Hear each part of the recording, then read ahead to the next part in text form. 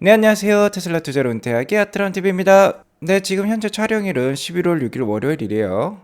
주말에 일이 있어서 촬영은 못했습니다. 그래서 테슬라 이번 주도 상승할 수 있을지 아니면 11월은 어떻게 될지 같이 알아보도록 하겠고요. 모델2는 전 세계를 누빌 수 있을 것 같습니다. 이것도 같이 알아보도록 할게요. 지난주 마감 현황 잠깐 살펴보고 가도록 하겠습니다. 나스닥이 어느덧 13,500선까지 근접을 했어요. 닷새 연속 상승세를 이어간 뉴욕 증시였습니다. 지난주 금요일에도 이렇게 뜨겁게 오를 수 있었던 거는요, 미국 고용 보고서가 시장에 우호적으로 발표가 되었기 때문이에요. 최근에 국채금리도 이렇게 크게 떨어지면서 증시 상승을 크게 불러일으켰는데, 여기에 더불어서 미국 고용 상황도 점차 완화되는 모습이 나오자 3대 지수가 크게 올랐습니다. 자, 지난주에 다우는 5%, S&P 500은 6%, 나스닥은 6%나 올랐어요. 올해 6월 이후 처음으로 5일 연속 상승세가 나온 미국 증시였습니다. 지난주 금요일 크게 올랐던 이유 중에 하나는 미국 고용 보고서가 발표가 되었는데, 비농업 고용 지수가 15만 건밖에 나오질 않았어요. 전망치가 18만 건이었는데 이것보다도 낮게 나왔고, 9월 달에 상당히 높게 나와서 문제가 되었었는데 9월에 29만 7천 건이었습니다. 이것보다도 훨씬 낮게 나왔어요. 12개월 월 평균 수치가 25만 8천 건인데도 이것보다도 훨씬 낮게 나왔죠. 자, 하지만 이렇게 낮게 나온 이유는 지난 UAW의 40여일간의 파업이 있었죠. 전미 자동차 노조의 파업이었는데, 이에 따라서 포드, GM, 스텔란티스가 좀 손해를 보기도 했습니다. 어쨌든 UAW의 파업으로 인해서 제조업 고용이 감소를 했어요. 그러면서 이렇게 좀 일단 일시적으로 낮게 나왔다라고 볼 수 있지만, 실업률도 좀 소폭 오른 모습이 나왔거든요. 아무튼 최근 물가도 좀 떨어지는 모양이고 고용도 완화되는 모습에다가 10년물 국채금리마저 낮게 나오고 유가도 80불대 초반까지 내려오면서 안정화 단계를 보여주고 있어요. 자, 그러자 미국 증시가 크게 올랐고 특히 나스닥 빅테크들 지금 잘 오르고 있습니다. 나스닥 일봉 차트를 보도록 하겠습니다. 제가 올해 한 중순부터, 그러니까 6, 7월 달부터 나스닥이 14,000선을 넘자 이 장기 이평선과 괴리가 많이 벌어졌기 때문에 충분히 조정이 나올 수 있다라고 했고, 조정이 한 3개월 정도 나왔어요. 주가가 200일선에 닿으면서 충분히 이 자리에서 반등이 나올 수 있다. 올해 3월 달에도 동일한 자리에서 반등이 나오면서 대세 상승이 나왔었죠. 자, 그리고 이때 이 50일선 빨간색 선과 파란색 선, 이 200일선 간에 골든 크로스가 나오면서 나스닥의 대세 상승이 시작되었다라고도 말씀을 드렸습니다. 자, 오늘은 1.38% 13,000 거의 500선까지도 오르면서, 자, 이제는 51선이 빨간색 선에 닿은 모습이에요. 자, 이번 주는 그래서 횡보할 수도 있습니다. 이렇게 하락 추세선을 그려볼 수 있죠. 추세선 상단에 닿았기 때문에 작은 박스권의 모습이 나올 수도 있어요. 이 점은 유의하시기 바라겠고요. 다시 한번 강한 반등세가 나온다라고 하면은 이제 새로운 나스닥의 상승 추세가 시작되었다라고도 볼 수 있겠습니다. 그러니까 이번 주 장이 중요한 거예요. 이번 주 장에 51선이 빨간색 선 위에서 주가가 잘 견뎌내고 버텨낼 수 있다라고 하면 새로운 트렌드도 나올 수 있겠다라고 말씀을 드리고 있습니다. 자, 현재 매크로 상황이 많이 호전되고 있기 때문에 물론 기술적으로는 지금 쉬어갈 수 있지만 그래도 연말 어느 정도 증시가 기대되는 자리다라고 볼 수 있겠어요.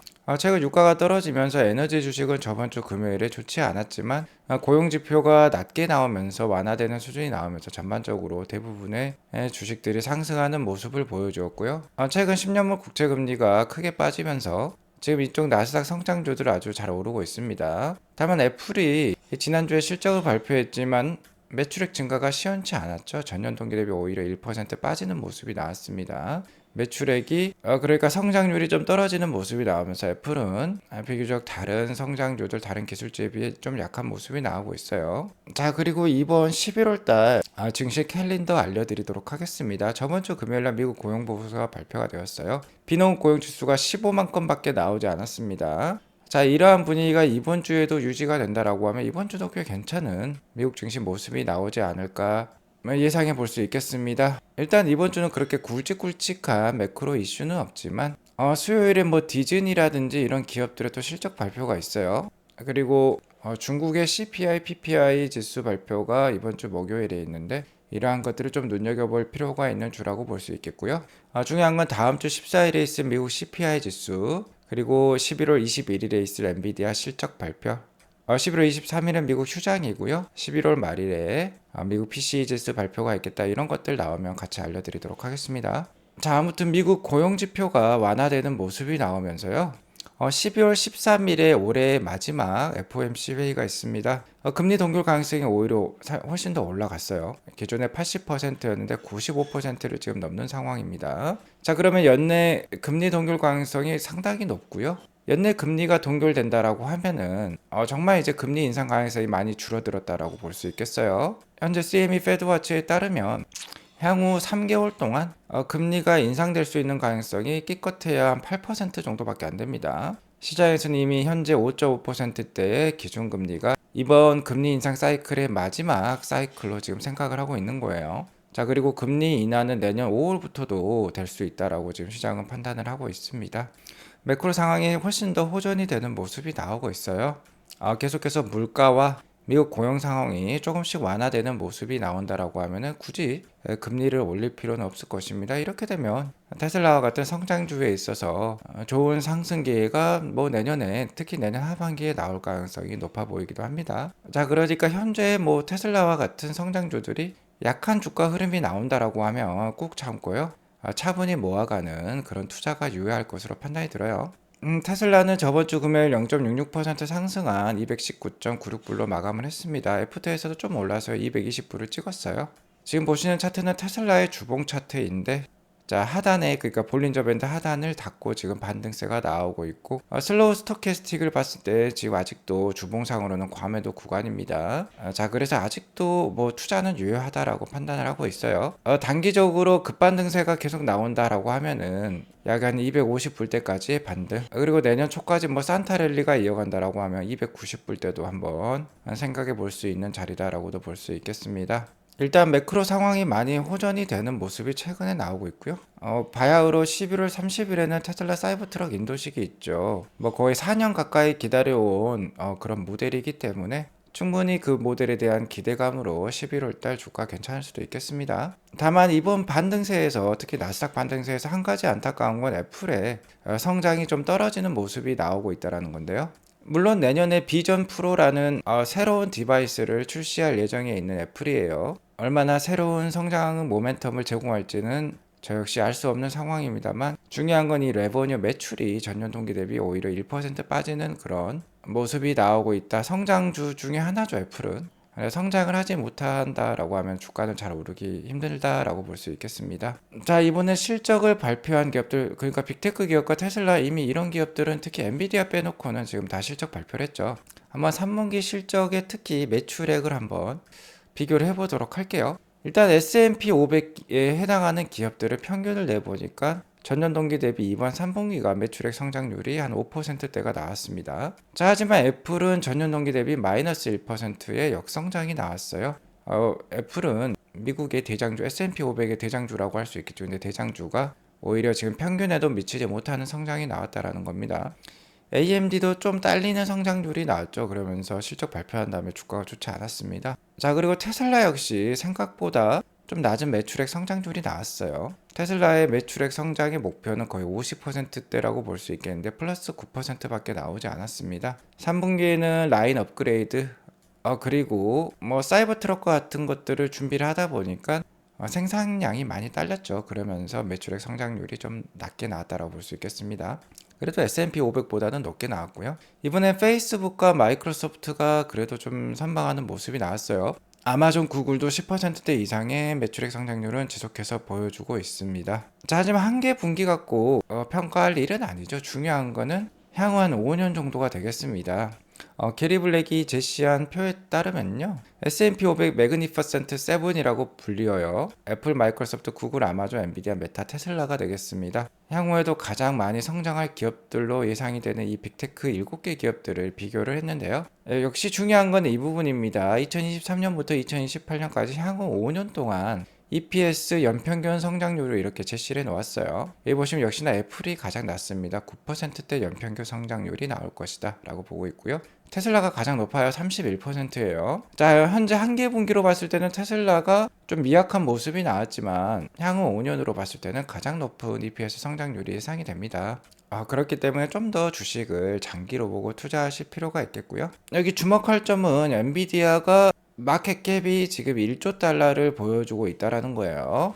최근 엔비디아가 주가가 좀 빠지기도 했지만 여전히 1조 달러의 가치를 보여주고 있습니다. 자, 이만큼 AI 주식들이 강력하다라는 거예요. 현재 챗GPT와 같은 AI 수요로 인해서 엔비디아의 인공지능 칩셋의 판매가 상당히 높기 때문에 이렇게 나오고 있는데, 테슬라 역시 도조라는 AI 연산 칩을 가지고 있고, 향후 자율주행의 완성과 휴머노이드 로봇으로 이어지면서 실생활 AI의 최강자가 테슬라가 될 것으로 판단이 됩니다. 자, 그렇게 되면은 당연히 테슬라 역시 1조 달러를 넘어서서 4조 달러 이상도 올라갈 것으로 지금 여겨지고 있어요. 자, 그렇게 되면 애플과 테슬라가 위치가 바뀔 수도 있는 것이죠. 자, 아무튼 현재는 이제 금리 동결 분위기가 정말 무르익었다라고 볼 수 있겠고, 그렇게 되면 뭐 내년 5월쯤에 금리 하락도 나올 수 있다라고 말씀을 드렸죠. 자, 이렇게 되면 안 그래도 지금 성장주들이 상승을 재가동하고 있다, 재시동을 걸었다라고 볼 수 있겠는데, 금리마저 하락이 되면 더욱더 강력해질 수 있습니다.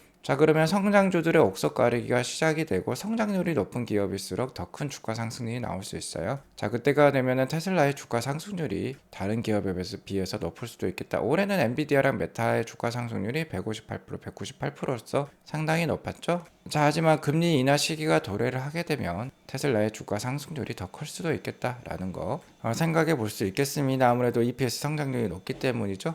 하지만 현 시점으로 봤을 때 PEG 값을 통해서 이 기업의 주가가 싸냐 비싸냐를 따질 수 있는데, PEG 값으로만 보면 지금 구글이 1.1배로서 가장 싼 수준이고요. 그 다음에 엔비디아, 메타가 싸고 아마존이 싸고 테슬라가 그 다음으로 싼 수준이네요. 자, 하지만 애플은 2.9배로서 좀 비싼 느낌이 있습니다. 마이크로소프트도 2.3배 정도가 나오고 있는데, 애플과 마이크로소프트는 그래도 워낙 현금성 자산이 많기 때문에 주가가 좀 안 좋다라고 싶으면 자사주 매입 소각을 통해서 주가를 부양하는 기업이기도 합니다. 그 점은 참고하시기 바라겠고요. 어쨌든 중장기적으로 봤을 때 가장 성장률이 높을 기업은 테슬라이기 때문에 향후 금리 인하 도래 시기가 온다라고 하면은 테슬라의 주가 상승률이 좀 좋을 것 같아요. 자, 그리고 단기적으로도 사이버트럭의 모멘텀을 지금 가지고 있습니다. 사이버트럭이 뭐 올해 연내 출시한 다음에 내년에 본격적으로 판매가 되면 향후 EPS가 30% 이상 성장하는 데 있어서 계속해서 모멘텀을 제공할 수 있고요. 무엇보다도 이 모델이 테슬라의 매출액과 EPS 성장률을 이끌겠죠. 바로 모델 2가 되겠는데요. 25,000불짜리 저가형 모델이 되겠습니다. 저희 일론 머스크는 지금 유럽을 방문 중에 있는데 11월 3일에 독일의 기가 베를린을 방문을 했어요. 자, 이곳에서 당연히 임직원들을 모아놓고 또 스피치를 했겠죠. 이 스피치에서 이 25,000불짜리 차량이 기가 베를린에서도 생산할 것이라고 얘기를 했어요. 원래 소문은 기가 상하이죠. 중국과 그리고 기가 멕시코에서만 생산된다는 얘기가 있었어요. 아무래도 인건비가 싸고 대량 생산하기에 적합한 지역이기 때문에 중국과 멕시코만 고른이 되었는데, 인건비도 비싼 기가 베를린에서도 이 모델을 생산한다라는 겁니다. 아무튼 루프 벤처스에 따르면 이 자동차가 2024년에 데뷔할 수 있다라고 얘기를 하고 있는데요. 그리고 기가 멕시코는 내년에는 아직 공장이 오픈도 하지 않았겠죠. 내년부터 본격적으로 공장이 건설에 들어갈 건데, 그렇게 되면 아무래도 기가 텍사스에서 일단 모델 2가 만들어진다라는 말이 나오고 있어요. 하지만 지금 기가 텍사스는 무엇으로 바쁩니까? 바로 이 사이버 트럭 생산으로 바쁘죠. 기가 텍사스는 사이버 트럭을 유일하게 생산하는 공장입니다. 그렇기 때문에 모델 2가 좀 늦어질 수 있어요. 그러니까 아무래도 2025년에나 이 모델 2를 만나볼 수 있지 않을까 생각이 들고요. 자, 이 소형 해치백 모델이 나오면은 아시아나 아메리카도 메인 시장이 될 수 있겠지만 유럽이 가장 큰 시장이 될 수 있습니다. 유럽은 이런 소형 해치백이 상당히 인기가 많고, 생각해보면 유럽에서 가장 인기 있는 모델이 폴로라든지 폭스바겐의 골프죠. 그렇게 이제 이 모형과 거의 유사하다라고 보시면 됩니다. 소형 해치백이라고 볼 수 있겠죠. 자, 그러니까 유럽의 공장을 안 만들 수가 없는 겁니다. 그러니까 정말 기가 베를린에서도 이 저가형 모델이 생산이 될 것으로 판단이 들고요. 자, 이렇게 되면은 이 모델 2 넥스트 제너레이션이죠. 다음 세대의 다음 플랫폼으로 등극할 세계에서 가장 많이 팔리게 될 이 차량은요, 전 세계에서 만들어진다라고 봐도 과언이 아닙니다. 일단 기가 텍사스에서 개발이 되면은 미국, 그러니까 북미 대륙에서 생산이 되고요. 기가 멕시코에서도 생산이 되죠. 그러니까 아메리카에서 두 곳이고, 아시아는 기가 상하이가 되겠습니다. 아시아 한 곳, 그리고 유럽 한 곳이 바로 기가 베를린이 되는 겁니다. 그러면 정말 전 세계에서 거의 다 생산이 된다라고 봐도 과언이 아니겠어요. 이 모델 하나만요, 연간 최소한 한 600만 대에서 1000만 대 정도까지 팔릴 수도 있습니다. 그리고 여기에 더불어서 이 모델은 향후 로보택시의 플랫폼이 될 거예요. 정말로 전 세계 곳곳을 누빌 모델 2, 모델 Q가 되겠다라고 볼 수 있겠습니다. 자, 그리고 이 모델이 바야흐로 전 세계를 누빈다라고 하면요, 바로 2027년 이후가 될 것 같습니다. 2027년에서 2030년이 되겠죠. 그러면 테슬라가 정말 4조 달러의 마켓캡을 가질 수 있겠다. 론 바럼 회장님도 얘기를 했고요. 일론 머스크가 11월 2일에 이 발언에 대해서 답변을 했어요. 자, 이를 한글로 풀이를 해보면은, 자, 이 4조 달러의 마켓캡을 달성하기 위해서는 정말 다양한 시도와 노력이 필요할 것입니다. 하지만 우리는 할 수 있다라고 생각합니다. 라고 얘기를 하고 있어요. 자, 현재 애플의 마켓캡이 2.7조 달러 정도가 됩니다. 테슬라가 4조 달러가 된다라고 하면은 거의 뭐 아마존과 애플을 합쳐놓은 그 정도의 시가총액이 된다라고 볼 수 있겠죠. 어쨌든 일론 머스크는 애플과 뭐 아람코를 합친 마켓캡도 능가하는 그런 테슬라를 만들어낼 것이다라고 얘기를 했었고요. 정말 우리는 매일매일 테슬라에 대해서 공부를 하면서 정말 실현 가능한지 불가능한지 계속해서 알아갈 필요가 있을 것 같아요. 자, 그리고 제가 오늘 한 가지 알려드리고 싶은 거는 이 차트가 너무나도 잘 나와 있어서 여러분들의 장기 투자를 도와드리고자 브라이언 페롤디라는 트위터 분께서 제시한 자료를 보여드리도록 하겠습니다. 미국 증시의 역사가 다 들어있는데요. 1920년대부터 현재 2019년도까지의 차트인데요. 보시면은 베어 마켓이죠. 그러니까 주가가 대세 약세를 보일 때가 이 밑에 있고요. 불 마켓이죠. 대세 강세일 때입니다. 강세일 때가 위에 있는데, 보시면은 베어 마켓, 그러니까 약세일 때는 기간이 아주 짧아요. 자, 가장 길었을 때가 한 2008년 정도 옛날 뭐 대공황 시절이 되겠습니다. 그리고 짧으면 뭐 3개월에 끝날 때도 있고요. 평균 뭐 1.3년을 넘지 않아요. 자, 하지만 불 마켓은 어떻습니까? 미국 증시 불 마켓은 아주 길어요.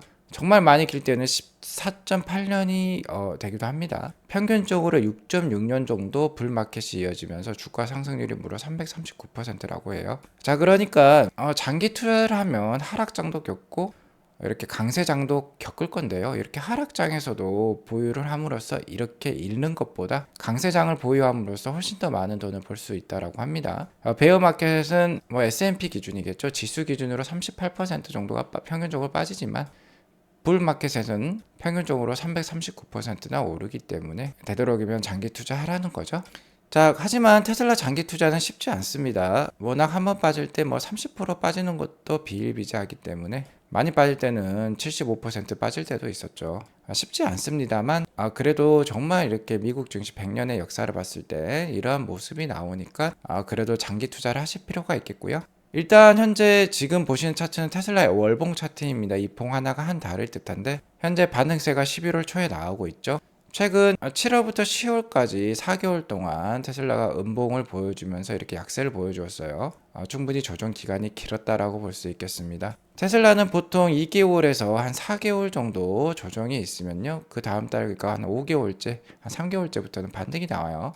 자, 일론 머스크가 이번 달 주식을 팔지만 않으면요, 이번은 11월 달은 그래도 반등세가 어느 정도 더 나올 것으로 판단이 됩니다. 테슬라가 작년 말에 정말 5개월 동안 크게 빠질 때가 있었죠. 주가가 한 300불대에서 100불대까지도 빠졌습니다. 이때 일론 머스크가 테슬라 주식 매도를 했었죠. 트위터를 사기 위해서였습니다. 자, 하지만 올해까지는 일론 머스크가 테슬라 주식 팔지 않는다라고 했어요. 그래서 7월부터 10월까지 4개월 정도 이제 빠졌으면 많이 빠졌다. 5개월 전은 안 빠질 것이다. 5개월째 주가가 빠지려면요, 일론 머스크의 주식 매도가 필요하다라고 볼 수 있는데 안 한다고 했으니까 11월 달은 충분히 반등세 나올 수 있겠습니다. 이번 달은 어느 정도 기대를 가지고 사이버트럭 인도식도 있으니까요, 즐겁게 주가를 바라볼 필요가 있겠어요. 자, 오늘 이것으로 방송을 마치겠고요. 오늘 방송이 도움이 되었으면 구독과 좋아요 알람 설정 꼭 눌러주세요. 아트라운TV VIP 멤버십 가입도 고려해 주시면 너무나도 감사드리겠습니다. 자, 오늘 이것으로 방송을 마칠게요. 행복한 하루 되시기 바라겠습니다. 감사합니다.